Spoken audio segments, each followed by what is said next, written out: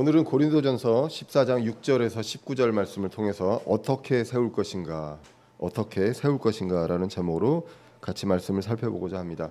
지난주에는 누구를 세우는가로 이제 말씀을 전했다면 이제는 어떻게 세울 것인가로 우리가 이제 볼 필요가 있습니다. 계속해서 에디파이에 대한 내용이 나온다고 보시면 되겠습니다. 고린도전서를 계속 강의하고 있고요. 교회가 받을 수 있는 여러 가지 책망, 그 구체적인 사례가 좀 나오고 있습니다. 고린도 교회뿐만 아니라 많은 교회에서 발생할 수 있는 그러한 문제들에 대해서 우리가 어떻게 바라보아야 하는가, 그 부분들을 이제 보게 됩니다.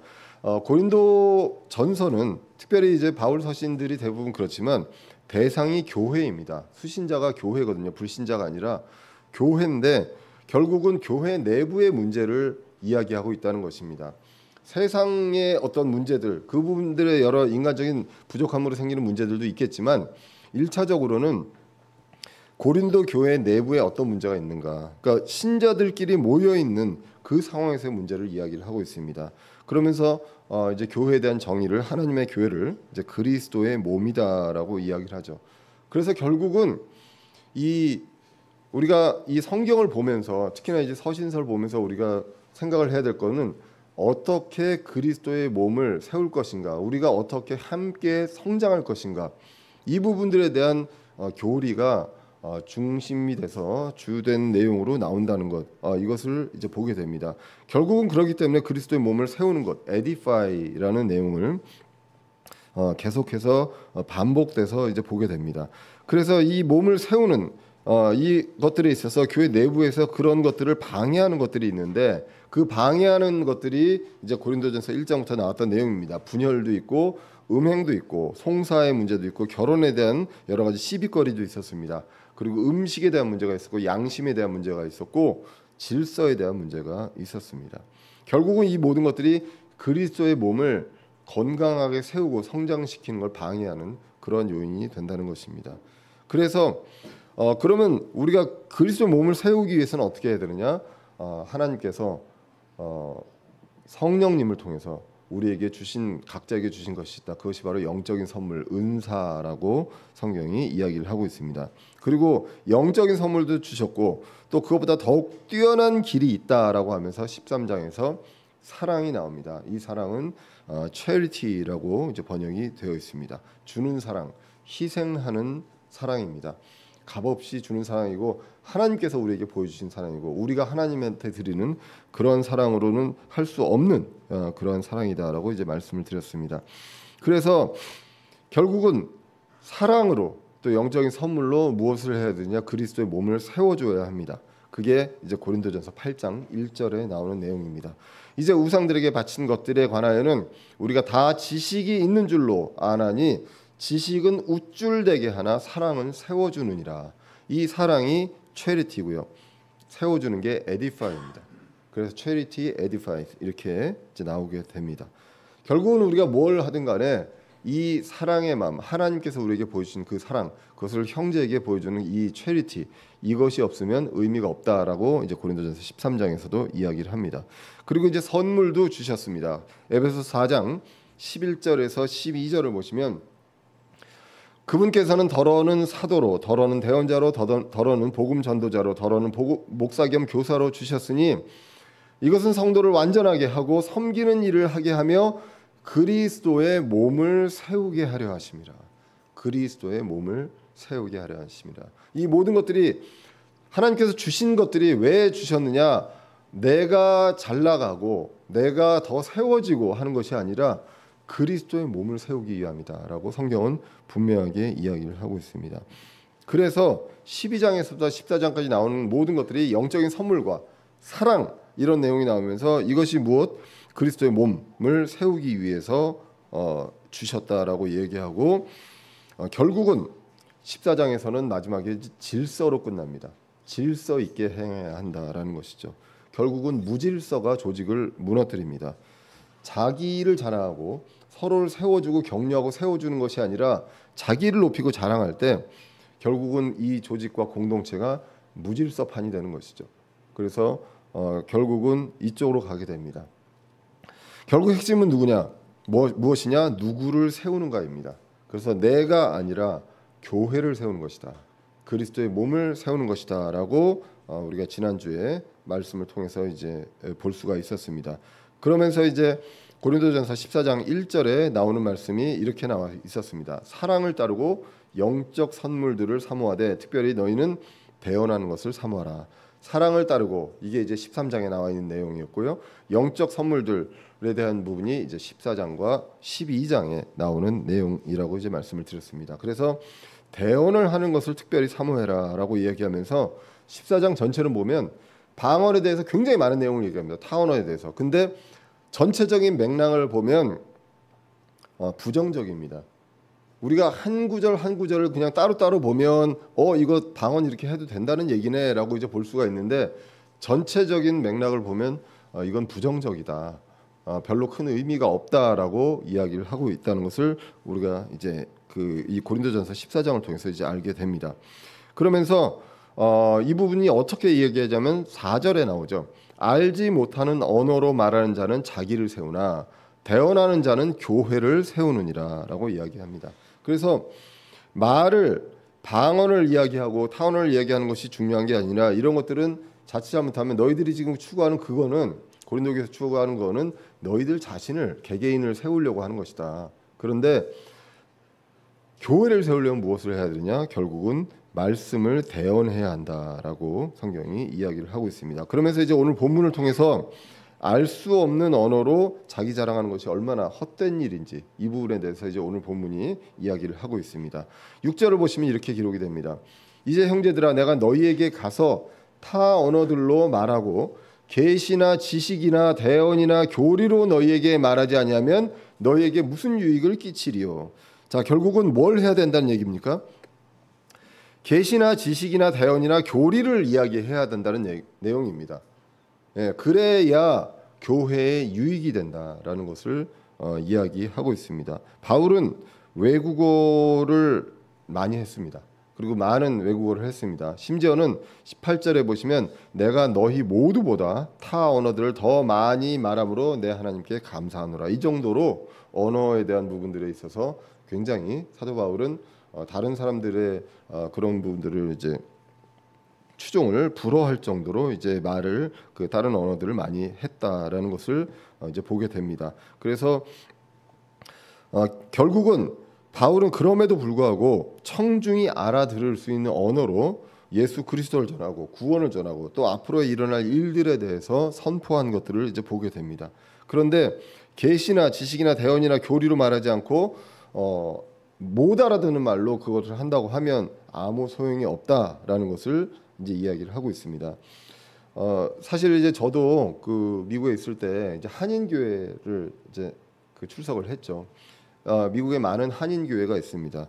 근데 이제 한국에 있는 분들 중에 어떤 목회자분들도 그렇고 많이들 이제 그 사정을 모르고 얘기하는 좀 약간 비난 아닌 비난을 얘기하는 게 아니 왜 거기서까지 한인 교회를 가느냐 현지의 교회를 가야지라는 내용들을 이야기를 많이 합니다. 많이 하는데요. 그럼 그 현지 교회 가는 이유가 뭘까요? 그 문화에 동화되라 뭐 그럴 수도 있습니다. 그것도 뭐 틀린 말은 아닌데요. 근데 우리는 어디를 가더라도 우리에게 있어서 신자에게 중요한 거는 교리를 듣고 그리고 자라가는 게 중요합니다. 그런데 이게 내 모국어가 아니면요 제 한계가 있어요. 특히나 이제 뭐 저도 30이 넘어서 이제 유학을 갔는데 이게 절대 모국어가 안 됩니다. 그런데 저도 처음에 갔을 때 그 첫 해에 내가 이제는 여기 왔으니까 미국에 왔으니까 미국의 교회 가서 영어로 성경 공부를 해봐야 되겠다고 성경 공부 모임을 갔습니다. 90%를 못 알아들었어요. 용어도 한 번도 써보지 못한 용어들이 나오기 시작을 하거든요. 이게 언어를 학문으로 배웠지 않습니까? 그리고 내 전공에 대한 영어만 하고 그다음에 기본적인 생활 영어만 하기 때문에 뭐 여러분들 아시겠지만 우리가 이제 성경에 나오는 그 단어라든가 우리 한국말도 그렇고요. 그런 부분들도 사실은 평소에 안 쓰는 단어들도 많잖아요. 실제로 이제 그런 상황에서 그러면 거기에 계속 가는 주된 의미가 뭐냐? 내가 신앙적으로 성장하고 구원받고 이런 것들이 중요하다고 하면 사실은 모국어로 먼저 배우는 게 좋죠. 그 다음에 내가 언어가 정말 굉장히 어느 정도 수준까지 올라갔다. 그러면 뭐 현지 교회를 가는 것도 큰 문제는 없습니다. 그러면 그 외국에 가서 한인 교회를 세우는 목회자들도 마찬가지죠. 거기에서 그 현지 사람들을 하는 그런 역할도 있겠지만, 그러나 거기에 있는 한국 분들에게 하는 것들도 상당히 이제 의미가 있습니다. 양쪽을 이제 봐야 한다는 것입니다. 우리가 지금 지원하고 있는 선교사 중에 이제 독일의 우승기 목사님은 독일 현지 사람들에게 독일어로 이제 그 말씀을 선포합니다. 굉장히 이제 의미가 있죠. 그 사람들에게도 독일에도 이제 많은 불신자들이 있고 예전에 비해서 이제 거의 성경을 그대로 믿는 사람들이 없다고 보여지기 때문에 거기도 선교 대상지입니다. 반면에 이제 김기정 목사님은 필리핀에서 한인 사역을 하십니다. 아니 필리핀까지 가서 왜 한인 사역을 하느냐? 필리핀에서 필리핀 현지인들을 놓고 사역을 하시는 분들도 의미가 있지만, 필리핀에서 그 생계를 위해서 한국 사람들이 거기 가서 일하고 있는 그런 사람들이 있습니다. 그런 사람들은 어떻게 해서 복음을 듣겠느냐라는 것이죠. 그래서 양쪽이 다 의미가 있다. 우리는 어떻게 해서든지 복음이 전해지고 그리스도가 전해지면 그것이 기쁜 것입니다. 빌립보서 1장 20절에 사도 바울이 감옥에 갇혀 있으면서 자신을 비난하면서 그리스도를 전하는 외부에 있는 사람들을 보고도 그렇게 얘기하죠. 어떻게 해서든 간에 어떤 의도든 간에 그리스도가 전해지는 것만으로도 나는 기쁘다라고 이야기를 합니다. 그래서 결국은 주된 어떤 본질이 무엇이어야 되냐면 복음을 전하는 것이 본질이 되어야 합니다. 그래서 오늘 14장이 이제 쭉 해서 마지막까지 마치고 15장이 무엇이 나오는지 아십니까? 15장이 복음이 나옵니다. 그래서 복음에 대해서 구원에 대한 부분들이 나오고 부활까지 나오는 것이죠. 결국은 이거를 전하는 데 있어서, 그러니까 쭉 문제를 얘기하고요. 그 다음에 영적인 선물 얘기합니다. 영적인 선물이 본질을 떠나서 막 가고 있는 그런 부분들에 대해서 얘기하면서 본질은 무엇이냐? 전해야 한다. 무엇을 전하느냐? 15장에서 복음이 나오는 것입니다. 그렇게 고린도전서가 이어지고 있습니다. 자, 그래서 오늘 본문도요, 본질보다 껍데기를 구하는 사람들이 있습니다. 그런 부분들에 대해서 우리가 다시 한번 우리가 왜 이걸 하는가, 우리가 무엇 때문에 이걸 하는가, 이런 부분들을 이제 볼 필요가 있습니다. 교리와 복음과 같은 내용이 아니라 그것을 전하는 수단, 내용이 아니라 수단인 언어에 더 관심을 갖고 있는 고린도 교회를 볼 수가 있습니다. 내가 방언을 해서 그걸 통해서 남들보다 더 영적인 선물을 뜨겁게 받았고, 그래서 내가 이만큼의 수준이 높은 사람이다, 이거를 드러내는 그런 쪽에 관심이 많았던 고린도 교회를 이제 우리가 본문을 통해서 볼 수가 있습니다. 그런데 사도 바울은 이야기합니다. 알아듣고 이해할 수 있는 언어로 전하는 것이 중요하다라고 이야기하고요. 워렌 위어스피 주석에 보면 14장에서만 understand, 이해한다는 말이 한 8번 이상 나온다라고 이야기를 합니다. 그만큼 오늘 14장에서는 말씀을 이해하는 것이 중요하다, 그걸 이해시키는 것이 중요하고 이해하는 것이 중요하다라는 것을 이야기하고 있습니다. 그러려면 언어가 어느 수준 정도 되어야 하죠.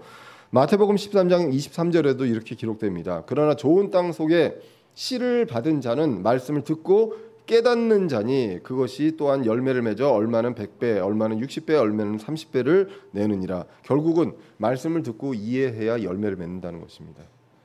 이해하지 못하는 말을 막 이야기해서 굉장히 그 좋은 이야기를 한다 할지라도 이런 것들은 열매를 맺을 수 없다라는 것을 이야기하고 있습니다. 그래서 오늘 7절 이하에서는 6절에 나와 있는 그 오늘 본문에 나와 있는 것처럼 언어로 얘기하는 것들의 본질을 떠난 것들에 대한 어떤 무의미함, 이런 부분들에 대해서 은유로, 비유로 이제 7절 이하에서 이야기를 하고 있습니다. 결국은 타 언어, 어떤 선물로 뭐가 드러나는 것보다 결국은 무엇이 전해지는가, 이 부분이 중요하다는 내용으로 이제 볼 수가 있습니다. 7절에 보시면 필이나 하프 같이 생명 없는 것들이 소리를 낼 때 소리에 구분을 주지 아니하면 필이나 하프 소리가 무엇을 뜻하는지 어찌 알리오라고 이야기를 하고 있습니다.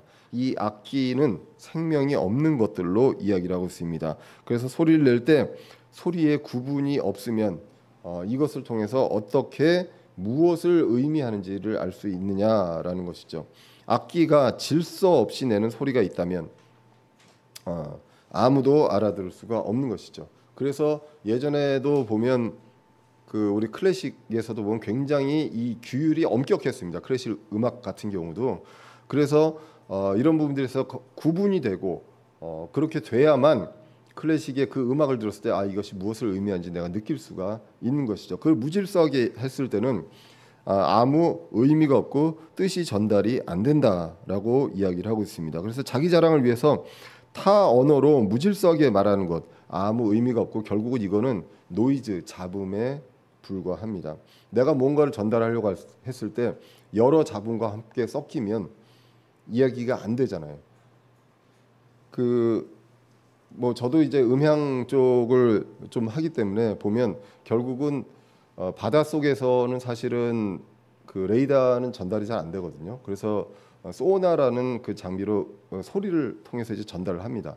그래서 그걸 통해서 하면은 여러 잡다한 소리가 들어오거든요. 그 잡다한 소리 중에 내가 원하는 소리 빼놓고는 다 쳐야 됩니다. 다 치우는 작업을 합니다. 그걸 필터링이라고 하는데 그렇게 해서 내가 원하는 소리만 들어야 하거든요. 그리고 그것도 소리가 잘 전달되는 수심까지 가야 합니다. 이거는 사람이 알기 전에 고래가 먼저 알았습니다. 고래는 사실 주말 부부 이상으로 계절 부부를 하거든요. 이제 먹이를 위해서 막 멀리 갑니다. 그래서 한 수천 킬로를 막 떨어져서 가는데 그러면 고래가 자기 가족하고 이야기 설명을 대화를 할 때 어떻게 하느냐? 수심 한 수백 미터에서 한 1000미터 밑에까지 내려갑니다. 거기가 보면 음이 손실이 안 되고 전달되는 곳인데 그게 그래서 수천 킬로를 갑니다. 거기서 이제 아무개야 잘 있니? 잘 있어. 이 얘기를 거기서 이제 하는 거예요. 실제로 그렇습니다. 그래서 그거를 잠수함에 그렇게 이용을 하거든요. 결국은 뭔 얘기를 하느냐? 잡음이 많으면 내가 원하는 신호 그거를 알아들 수가 없습니다. 아무리 좋은 얘기라고 해도 내가 알아듣지 못한 얘기로 여기서 얘기하고 저기서 얘기하고 막 얘기했을 때 이것이 결국은 본질적으로 전달이 돼서 이해를 시켜야 되는데 그걸 이해를 시킬 수 있느냐? 이해가 안 되면 아무 소용이 없다라는 내용이 나옵니다. 두 번째로 불분명한 나팔에 대해서 비유를 합니다. 8절에 보시면 만일 나팔이 분명하지 못한 소리를 내면 누가 전쟁을 준비하리요? 이건 정말 치명적입니다. 나팔 소리가 승리를 부를 수도 있고 패배를 부를 수도 있죠. 지금은 이제 귀에다 꽂고 무선 통신을 하지만 예전엔 그런 게 없다 보니까 나팔을 불고 북을 치고 이제 하지 않았습니까? 나팔 부는 군인은 지휘관의 명령을 분명하게 이해를 해야 합니다. 그리고 명령을 분명하게 이해하고 그거를 분명하게 나팔로 전달을 해야 합니다. 그래서 전진하는데 후퇴를 하고 있고 후퇴하는데 전진을 하고 있으면 큰일 나겠죠. 저는 이제 최근에 노량이라는 영화를 보면서 늘 느끼는 게 이게 참 이 학자의 단점입니다. 뭔가를 보면은 뭔가를 자꾸 의문을 찾아내려고 하는데 뭘 찾아내냐면 저때 마이크도 없이 배들이 이렇게 떨어져 있는데 어떻게 의사소통을 했지? 거기서 보면 이순신 장군이 목소리가 그렇게 크지도 않은데 앞으로 전진하여라라고 하면 전진 후퇴 이 얘기를 속으로 막 사람들이 전하고 이제 북을 막 칩니다. 이거 자칫 잘못하면 이게 어떻게 하객진이 나왔을까 싶은 거예요. 이게 진짜일까 가짜일까 저는 이제 그런 것들도 하는데 그 어떤 일사불란한 작전을 수행을 하려면 그거에 맞는 정확한 나팔 소리가 나와야 하는 것이죠. 그렇지 않으면 누가 전쟁을 준비할 수 있습니까? 이만큼 정확하게 이해가 필요합니다. 나팔을 부는 사람은 그 명령권자의 말을 정확하게 이해를 하고 이걸 정확하게 전달을 하는 것이 이제 필요하다라는 내용으로 이제 나오게 됩니다. 그렇게 하면서 이제 9절로 이어지면 이와 같이 마찬가지로 너희가 혀로 알아듣기 쉬운 말들을 하지 아니하면 그 말하는 것을 어찌 알리요? 너희가 허공에다 말하리라. 이건 허공에다 말하는 거랑 똑같다라는 내용입니다. 너희가 혀로 알아듣기 쉬운 말들을 해야 한다는 것이죠. 그래서 그 말한 것을 그렇지 않으면 어찌 알아듣겠느냐. easy to be understood 이렇게 나옵니다. 여기서도 이제 understand 이해, 깨달음에 대한 내용이 나옵니다. 알아들을 수 있는 말로 전하는 것이 굉장히 중요합니다. 결국은 쉽게 단순하게 이야기해야 하고요. 그리고 알아들을 수 있는 언어로 이야기해야 되죠. 제가 이 말씀을 준비하면서 찔림이 있습니다. 뭐 저한테 늘 제가 말씀드리지만 저한테 탤런트가 있다면 어떤 게 있냐? 쉬운 걸 어렵게 이야기하는 탤런트가 있습니다. 그래서 많이들 이제 제 말이 어렵다라는 내용들 많이 얘기하는데 이건 어려운 것이 과연 좋은 것이냐? 그렇지 않다는 것이죠. 그래서 정말로 여기 있는 청중들이 다 알아들을 수 있는 그러한 쉬운 말들로 해야 하는 것입니다. 언어뿐만 아니라 같은 언어로 이야기하더라도 쉬운 말로 이제 이야기해야 한다라는 내용으로 이야기를 이어가고 있습니다. 그러면서 이제 10절로 보시면 이제 타 언어에 대해서 이야기합니다. 세상에 수많은 종류의 소리가 있다. 이 수많은 종류의 세상의 언어들이 있는데 의미 없는 소리는 하나도 없다라는 것입니다. 그래서 만약에 타 언어로 한다면 그건 세상의 언어여야 합니다. 언어가 아니라 이상한 말로 막 전해진다고 하면 그거는 아니다라는 것이죠. 의미가 없는 소리가 하나도 없습니다. 세상에 인간이 말하는 언어가 바로 성경에서는 타 언어입니다.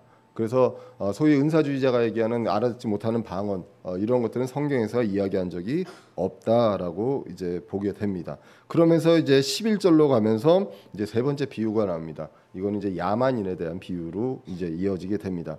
그러므로 내가 그 소리의 의미를 알지 못하면 말하는 자에게 야만인이 되고 말하는 자도 내게 야만인이 되리라라고 이야기합니다. 당시 이제 야만인은 뭐 저급한 인간으로 간주되는데 이 야만인은 이제 바바리안이라고 얘기합니다. 바바리안이라고 얘기하는데 주로 이제 그리스 말을 못하는 사람들. 그러니까 이 어떤 유식한 말, 그 언어 이걸 못하는 사람들을 이제 야만인으로 이제 봤습니다. 그렇기 때문에 그리스 말이 아닌 이상한 말을 하는 사람이면 그 사람을 야만인으로도 보게 되고요. 그리고 또 그걸 못 알아들으면 그것도 또 야만인으로 보게 되지 않겠느냐라고 이야기합니다. 이것이 이제 방언의 어떤 치명적인 부분입니다. 그래서 여기서는 이제 야만인으로 되어 있지만 로마서 1장 14절에 보면 똑같이 바바리안이 이제 나는 그리스인이나 바바리인이나 지혜 있는 자나 지혜 없는 자에게 다 빚진 자니라라고 얘기하면서 그리스인과 이제 야만인 바바리인을 그렇게 이제 구분을 합니다. 지혜 있는 자, 지혜 없는 자로 구분을 하고 있습니다. 그래서 의미적으로는 수준 낮은 사람들로 보일 수밖에 없다라는 것입니다. 전해진 그 의미가 없는 말, 이 말을 그냥 막 짓거리는데 나는 그걸 이야기하면서 굉장히 나는 수준 높은 사람이야라고 얘기하지만 결국 외부적으로 봤을 때는 결국은 야만인으로 보일 수밖에 없다라는 것. 예, 그것을 이야기를 하고 있습니다. 그래서 소통에 대한 관점이 얼마나 중요한가. 지금 우리가 그리스도의 몸을 세우는 데 있어서 성장하는 데 있어서 말씀에 대한 부분들이 필요한데 이 부분들을 쉬운 말로 소통할 수 있는 언어로 이야기하는 것이 중요한데 고린도 교회는 그것을 떠나서 다른 일을 이제 하고 있었다라는 것이죠. 그래서 12절에 다시 한번 강조합니다. 이와 같이 너희도 영적 선물들에 열심히 있은즉 교회를 세우는 일에 너희가 뛰어날 것을 구하라. 영적인 선물에 굉장히 열심히 있는 사람들이 고린도 교회 사람들입니다. 근데 그보다 더 중요한 것들인데 그것을 안 하고 있는 게 그게 뭐냐면 교회를 세우는 일. 그래서 교회를 세우는 일에 어떤 것들이 더 뛰어난 일이 있는지 이것들을 찾아서 해야 하는데 그런 부분들에 대해서 이제 소홀히 하고 있었다는 것입니다. 그래서 우리가 다시 한번 우리가 생각해야 될 것, 누구를 세우는가, 그리고 어떻게 세울 것인가, 이 부분들을 고린도전서 14장 1절부터 시작해서 볼 필요가 있습니다. 누구를, 교회, 그리스도의 몸을 세웁니다. 어떻게 세웁니까? 가장 좋은 영적인 선물로 교리를 통해서 이들을 성장시키고 그 베이스에 뭐가 있어야 됩니까? 사랑이 있어야 한다라고 이야기를 합니다. 사랑이 없으면 이거 아무것도 소용이 없다라는 것이 고린도전서 13장에서 나와 있었습니다. 그래서 우리의 목적은 그것입니다. 뭘 하든 간에 무엇을 구하든 간에 목적은 교회를 세우는 것입니다. 그래서 고린도전서 12장 7절에 영적인 선물을 이야기하면서도 각 사람에게 성령의 나타나심을 주신 것은 그것으로 말미암아 모두가 유익을 얻게 하려 합니다라고 성경이 분명하게 이야기를 하고 있었습니다. 그런데 고린도 교회는 어떻습니까? 교리에 바로 서고 또 성장하고 성장시키고 누굴 세우기보다는 자기 일을 자랑하는 것을 좋아합니다. 그리고 나를 자랑하기 위해서 내가 추종하는 사람을 높입니다. 그래서 바울파, 아볼로파, 이런 게바파, 이런 파들이 생기게 되고 서로 간에 비난하고 깎아내리는 그러한 일들이 있었다라는 것이죠. 그래서 자기를 자랑하는 데 있어서는 그 관점에서는 다른 것보다 타 언어가 제일 좋죠. 그렇기 때문에 눈에 딱 띄지 않습니까? 다른 사람들이 하지 못하는 언어들을 막 이야기하면 좋죠. 그런데 그렇게 구하는 타 언어가 아니다라고 성경은 오늘 계속 이야기를 하고 있습니다. 한 구절 한 구절 보면 이렇게 하면 되겠구나라고 생각될지 모르겠지만 전체적으로 보면 하지 마라라는 내용입니다. 13절을 보시면 그러므로 알지 못하는 언어로 말하는 자는 통역할 수 있도록 기도할지니라고 이야기합니다. 알지 못하는 언어, 타 언어로 이야기하려면 통역할 수 있도록 그거를 구하라라는 것입니다. 그래서 내가 이야기하는 것, 왜 통역이 필요합니까? 나 혼자 얘기하는 거면 통역이 필요 없죠. 이 지체들한테 이야기할 때 그것들이 전달되려면 통역이 필요한 것입니다. 그래서 이거를 자칫 잘못해서 나는 이제 타 언어가 있기 때문에 통역만 있으면 돼. 그래서 통역을 위해서 구하라는 것이 아니라 타 언어로 이야기하려면 통역 없이는 하지 마라라는 내용입니다. 그래서 통역의 은사를 위해서 차라리 기도를 해서 그것이 다 있어야만 해라라는 내용으로 이제 우리가 볼 수가 있습니다. 그래서 우리가 보통 이제 은사주의는 보면 처음부터까지 방언으로 설교하는 사람은 본 적이 없는 것 같아요. 뭐 하냐면 주로 이제 병 치료한다고 할 때 막 안수하면서 잠깐 한 몇 줄로 이제 막 알아듣지 못하는 이야기로 하게 됩니다. 그래서 그 사람들은 기도를 그다음에 다른 사람들한테 보이기 위해서 나의 능력을 보이기 위해서 그거를 쓰고 있는데 전혀 성경적인 취지에 맞지 않다. 만약에 타 언어로 쓰려면 그거는 전달을 위해서 소통을 위해서 쓰는 것이다라고 성경은 분명하게 강조를 하고 있습니다. 그래서 지체를 위한 것이고요. 그 지체들이 알아듣고 이해하는 것이 이제 필요하고 그러려면 통역이 필요하다라고 13절에 이야기하면서 14절로 이야기합니다. 내가 알지 못하는 언어로 기도하면 나의 영은 기도하거니와 나의 이해하는 것은 열매를 맺지 못하니라. 이것도 마찬가지입니다. 기도가 나옵니다. 그럼 기도해도 되네요 라는 것이 아니라 지금 앞구절과 이렇게 전체적으로 봤을 때 결국은 이어서 봤을 때 이것은 무엇입니까? 기도를 할 때 회중 기도를 하는 것입니다. 회중 기도를 할 때 나 혼자 막 타 언어로 얘기한다. 그러면은 본인은 알겠죠. 본인의 영으로 이제 기도하는 거니까. 그래서 근데 그 이해하는 것이 열매를 맺지 못합니다. 아까 마태복음에서 뭐라고 얘기했습니까? 이해했을 때, 깨달았을 때 열매가 맺는다고 이야기를 했습니다. 그렇기 때문에 그 열매를 맺지 못하느니라. 결국은 여기서도 이해하는 것이 언더스탠드가 강조가 되고 있습니다. 영적인 선물을 사용하고 뭘 할 때 우리가 결국은 교회를 세우는데 무엇이 필요합니까? 말씀을 전하고 이 말씀이 성도들에게 이해가 되어야 하는 것입니다. 그것에 필요한 수단이 만약에 영적인 선물이라면 그거를 적절하게 그 목적에 맞게 써야 한다라고 이제 성경은 이제 이야기를 하고 있습니다. 그래서 다른 사람이 알지 못하는 언어로 기도하면 나는 의미를 알아도 열매가 없다. 지체들에게 열매가 없다라는 것입니다. 그래서 만약에 진짜로 그렇게 하고 싶다고 하면 네가 진심으로 타 언어를 원하고 타 언어로 뭔가 세워주기를 원한다면 통역을 달라고 기도해야 된다라는 것입니다. 그렇지 않으면 회중에서 타 언어 하는 거 의미 하나도 없다라는 내용으로 성경은 이야기를 하고 있습니다. 그래서 어떻게 세울 것인가 이것을 우리가 늘 잊지 말아야 한다라고 우리가 볼 수가 있습니다. 15절로 가보겠습니다. 그러면 어찌하리요? 내가 영과 함께 기도하고 또 이해하면서 기도하며 내가 영과 함께 노래하고 또 이해하면서 노래하리라라고 합니다. 그래서 결국은 기도도 하고 근데 이해도 해야 되고요. 그리고 노래도 합니다. 찬양도 하면 그것도 이해해야 합니다. 그래서 앞에 나온 것처럼 나팔수처럼 또 필이나 하프처럼 막 의미 없는 것처럼 하는 것이 아니라 주님의 뜻, 복음을 이해하고 기도하고 노래하고 이런 것들이 중요합니다. 그래서 우리가 찬양이 그만큼 중요한 것이 무엇이냐? 리듬과 분위기가 중요한 게 아니라 내가 어떤 내용을 찬양하고 있는가, 이것이 정말로 중요하다라는 것을 우리가 성경을 통해서 이제 볼 수가 있습니다. 만약에 이렇지 않다면 어떻게 되느냐? 16절에 나옵니다.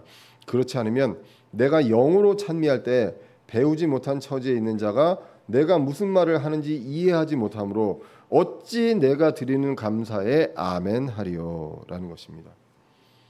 아멘, 같이 이제 화답합니다. 그렇습니다라고 화답을 어떻게 하겠니? 내가 이해하고 받아들였을 때 이걸 할 수 있는데, 나만 알고서 그렇게 했다, 기도하고 찬미한다고 하면 배우지 못한 처지에 있는 자가 무슨 말을 이해하겠느냐. 결국 거꾸로 얘기하면 교회 내에서 배운 사람만 성경을 잘 알게끔 그 이야기하는 것, 이것은 바람직하지 못하다.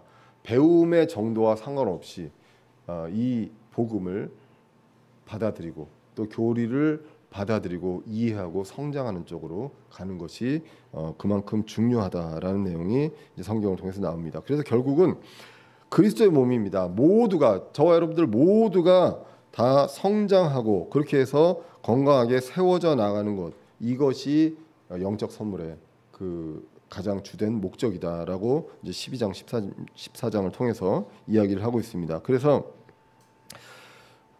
이렇게 되지 않겠느냐라고 하면서 17절에 너는 진실로 감사를 잘하되 다른 사람은 세워지지 아니하느니라. 이거는 의미 없다는 얘기죠.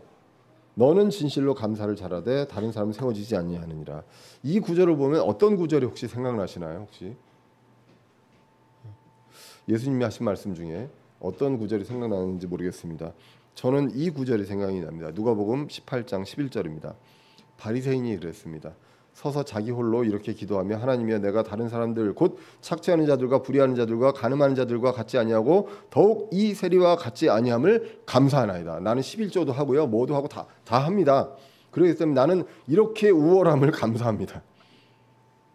그래서 감사를 잘하나 다른 사람은 세워지지 않는 일을 우리가 그리스도의 몸된 교회에서 해야 하겠느냐라는 것이 이제 오늘 고린도전서 14장 17절의 말입니다. 바울은 다시 계속 강조합니다. 방언은 타 언어고요, 별로 의미가 없다. 어떤 목적으로? 사람들을 세우는데.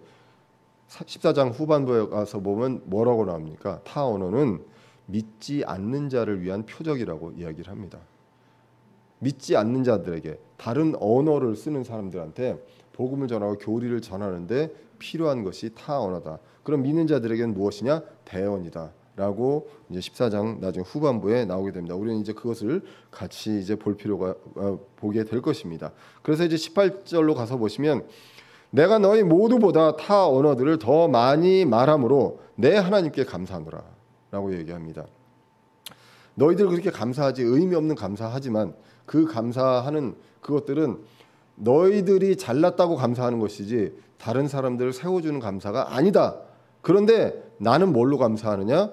타 언어들을 많이 말함으로 이것이 오히려 세워주는 일에 역할을 하기 때문에 감사하다. 이 구절들을, 요 구절은 좀 정확하게 조금 더 그 어떤 스토리를 전체적으로 좀 볼 필요가 있다라는 생각이 듭니다. 그냥 문장 전체로 봤을 때 내가 너희들 누구보다도 타 언어를 잘하기 때문에 너희들이 이 방언의 영적인 선물에 대해서 내 앞에서 자랑을 못하는, 내 앞에서 주름 잡지 못하는 것들에 대해서 하나님께 감사한다. 이제 그런 내용으로도 이제 볼 수가 있고요. 피터 러크만 목사님은 이 주석에서 이렇게 얘기합니다. 바울은 고린도 교회 누구보다도 외국어를 잘했습니다.